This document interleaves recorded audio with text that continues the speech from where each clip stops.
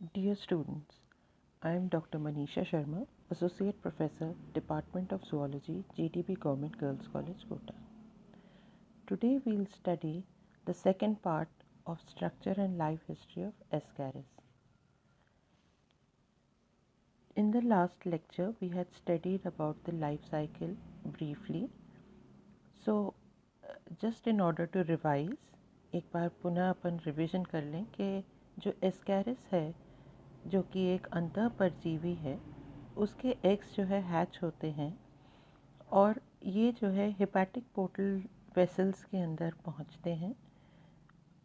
वहाँ से ये हेपेटिक वेन द्वारा इंफीरियर वीना कावा में पहुंचते हैं और हार्ट द्वारा पल्मोनरी आर्टरी और फिर लंग्स के अंदर पहुंच जाते हैं। जो सेकेंड मोल्टिंग है वो 5th डे पर होती है और थर्ड मोल्टिंग जो है 10th डे पर होती है। उसके बाद ये थर्ड मोल्टिंग होने के पश्चात ये लंग एल्वियोलाई में पहुंचते हैं। वहाँ से ये लैरिंग्स के अंदर फिर पुनः ये ईसोफेगस द्वारा स्टमक में पहुंच जाते हैं और फिर ये अपने आप को स्मॉल इंटेस्टाइन में पहुंचकर वहाँ पर ये फुल्ली मैच्योर एडल्ट में परिवर्तित होते हैं। तो ये तो एक स्कीमेटिक डायग्राम था। अगर हम ये इसका प्रॉपर दूसरा चित्र देखें तो इसमें आपको ज़्यादा अच्छे से समझ में आएगा कि जब भी कोई मनुष्य इन्फेक्टेड पानी या कोई रॉ वेजिटेबल या इस तरह की कोई भी खाद्य सामग्री जिसमें एम्ब्रियोनेटेड एग्स हैं एस्कैरिस के, उसे इंजेस्ट करता है या खाता है, तो ये कंटामिनेटेड फूड से इसके अंदर एम्ब्रियोनेटेड एग्स एस्कैरिस के पहुंच जाते हैं। वहाँ से ये जब ये खाता है तो ये इसके स्टमक में और फिर ये इंटेस्टाइन में पहुंचते हैं। इंटेस्टाइन से ये फिर जो है लिवर द्वारा ब्लड स्ट्रीम के अंदर आ जाते हैं और फिर ये फाइनली लंग्स तक पहुंचते हैं। लंग्स में पहुंचने के बाद इसके अंदर ये जो लार्वे है ये थर्ड स्टेज पे पहुंचती है अपने आप को मोल्ट कर कर और फिर उसके बाद ये एल्वियोलर स्पेसेस में लंग्स के जो एल्वियोलर स्पेसेस हैं उसमें पहुंच जाती है। वहाँ से ये ब्रोंकाई के अंदर पुनः पहुंचती है और फिर एपिग्लॉटिस को पार करके ईसोफेगस द्वारा स्टमक में और पुनः आप देख सकते हैं चित्र में ये स्टमक से इंटेस्टाइन के अंदर पहुंच जाती है। तो एक बार जब ये पुनः इंटेस्टाइन के स्मॉल इंटेस्टाइन के ल्यूमन में पहुंच जाते हैं तो वहाँ पर इनमें जो है मोल्टिंग होता है 2 बार, तकरीबन 2 बार, और फिर ये मैच्योर एडल्ट में परिवर्तित हो जाते हैं। जो मैच्योर एडल्ट हैं उसके अंदर जैसे कि हमने पिछले लेक्चर में पढ़ा था कि जो मादा होती है वो नर की अपेक्षा लंबी होती है और दोनों जो वर्म्स हैं इनकी बॉडी जो है लंबी और दोनों ओर से टेपर करती हुई होती है। जो मेल है वो जो है मादा की अपेक्षा छोटा होता है और उसमें जो पोस्टीरियर एंड है वो हुक नुमा स्ट्रक्चर उसके अंदर उपस्थित होता है। तो यहाँ इन एडल्ट्स में मेटिंग होती है और फिर ये जो है मादा 2 लाख से भी ज़्यादा अंडे प्रोड्यूस करती है प्रत्येक मादा और फिर ये जो एग्स होते हैं ये पुनः स्मॉल इंटेस्टाइन से लार्ज इंटेस्टाइन और फिर मल द्वारा बाहर निष्कासित कर दिए जाते हैं। तो ये जब बाहर निष्कासित हो जाते हैं अंडे, तो जिस किसी भी मृदा में ये सॉइल में जो है ये पहुंचते हैं, वहाँ पर जब भी इन्हें फेवरेबल कंडीशंस मिलती हैं तो ये एम्ब्रियोनेट हो जाते हैं और इस अवस्था मतलब एक एम्ब्रियोनेट अवस्था में पहुंचने के लिए इनको कम से कम जो है 3 हफ्ते से लेकर कुछ और दिन लगते हैं। ये इस अवस्था में मृदा में काफ़ी समय तक जीवित रह सकते हैं जब तक कि इन्हें प्रॉपर होस्ट नहीं मिल जाता। ये काफ़ी समय तक वहाँ पर जीवित रह सकते हैं उस सॉइल में। सो और जब भी कभी जो है प्रॉपर एक होस्ट यानी कि कोई वेजिटेबल या पानी के अंदर ये जब पहुँच कर दूसरे होस्ट में पहुँचते हैं तो फिर से जो है इनका जीवन चक्र प्रारंभ हो जाता है।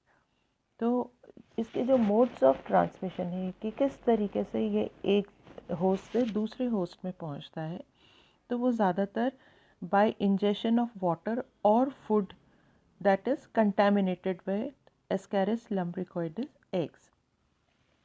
तो या तो दूषित पानी या फिर खाद्य पदार्थ जो कि एस्केरिस लम्ब्रिकोइडिस के एग्स द्वारा इन्फेक्टेड है, उस माध्यम से जो है ये किसी भी होस्ट में पहुंचता है। Occasionally inhalation of contaminated dust, कभी कभी ऐसा होता है कि जो मृदा है वो ख़ास तौर से गर्मियों में जो कंटामिनेटेड होती है तो कोई व्यक्ति उसे इनहेल कर लेता है और रेस्पिरेटरी माध्यम से ये किसी होस्ट के शरीर में पहुंच सकती हैं। ज़्यादातर ये बच्चों के अंदर जो है जो धूल मिट्टी में खेलते हैं उनके जो है और खेलने के बाद जब वो हाथ नहीं धोते हैं और उन गंदे हाथों से ही जब वो कुछ खा लेते हैं तो उस जो चिपकी हुई जो गंदी जो सॉइल रहती है जिसमें एस्कैरिस के एग्स होते हैं वो जो है उस माध्यम से भी उनके पेट में पहुंच जाते हैं। Enhanced by the fact that individuals can be asymptomatically infected and continues to shed eggs for years. तो कई बार एसिम्टोमेटिक भी होता है कि पता नहीं पड़ पाता कि किस तरीके से ये इन्फेक्शन पहुंचा है, परंतु यदि पहुंच जाता है तो ये काफ़ी समय तक उस होस्ट के अंदर इसका इन्फेक्शन एस्कैरिस का रह जाता है। जो पैथोजेनेसिस है कि ये डिज़ीज़ आप सब अब तक समझ गए हैं कि एस्कैरिस लम्ब्रिकोइडिस है जो पैथोजन है और उसकी वजह से ये जो डिज़ीज़ कॉज होती है उसको एस्कैरियोसिस कहते हैं और ये एडल्ट वर्म्स और माइग्रेटिंग लार्वे द्वारा होती है। इसके जो है एस्कैरियोसिस के 2 फेजेस होते हैं। The blood lung migration phase of the larvae, यानी जब ये ब्लड लंग में माइग्रेट करते हैं लार्वे इंटेस्टाइन से, और फिर उसके बाद पुनः जब ये एक तरीके से कहना चाहिए फिर से ये जब लंग से होकर और एपिग्लॉटिस को पार कर कर पुनः जब ये स्मॉल इंटेस्टाइन में पहुंच जाते हैं तो इंटेस्टाइनल फेज ऑफ एडल्ट्स। तो ये 2 फेजेस होती हैं जो कि इन्फेक्टिव फेजेस होती हैं। The blood-lung migration phase of the larvae in persons repeatedly infected with Ascaris and sensitized to the parasite antigens. The migrating larvae may lead to inflammatory and hypersensitivity reactions in the lungs. There is formation of granuloma and eosinophilic infiltrates, यानी कि ये जो blood lung migration होता है लार्वे का उसकी वजह से इन्फ्लेमेशन कॉज होता है और हाइपर सेंसिटिविटी रिएक्शंस देखने को मिलते हैं उस इंडिविजुअल में, और ये ज़्यादातर ग्रैन्युलोमा और ईसोनोफिलिक इन्फिल्ट्रेट्स के प्रोडक्शन की वजह से होते हैं। It leads to fever, cough, urticarial rash, eosinophilia, इन सब की जो है ये लक्षण नज़र आते हैं, यानी कि बुखार है, कफ होना है, ईसोनोफिलिया होना है, इन सब के लक्षण ये दर्शाते हैं जब एस्कैरियोसिस होता है। और ये जो कंडीशन है ये कहलाती है Loeffler's syndrome.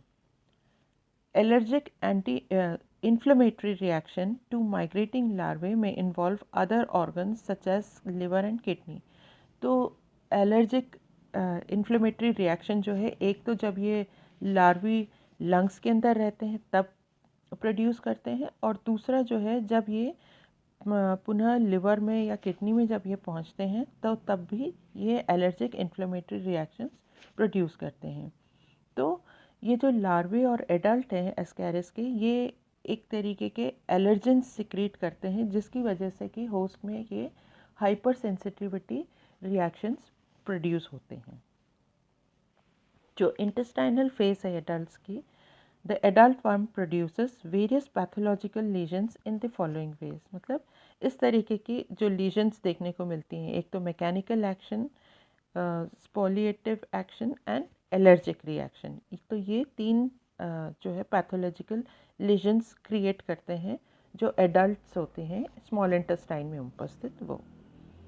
The severity of intestinal disease depends upon the worm load of the intestine and nutritional status of the host।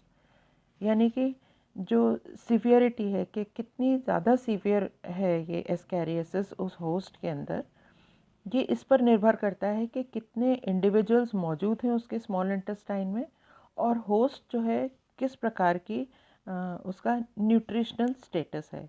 The presence of few adult worms in the lumen और small intestine usually produces no symptoms. यदि ये Ascaris बहुत कम मात्रा में small intestine में उपस्थित हैं तो किसी भी प्रकार का इन्फ्लेमेशन या कोई बुखार या कफ उस होस्ट के अंदर नहीं देखने को मिलता है, ऐसे कोई सिम्टम्स नहीं देखने को मिलते हैं।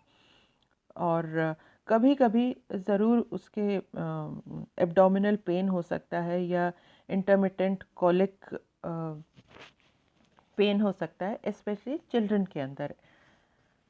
और यदि हैवी इन्फेक्शन है जो कि क्योंकि बहुत नंबर है वर्म्स का एस्कैरिस का, तो उसकी वजह से जो होस्ट है वो उसके खाने पीने में और उसका जो ग्रोथ है स्पेशली चिल्ड्रन के अंदर, वो जो है सबकी सब रिटार्ड हो जाती है।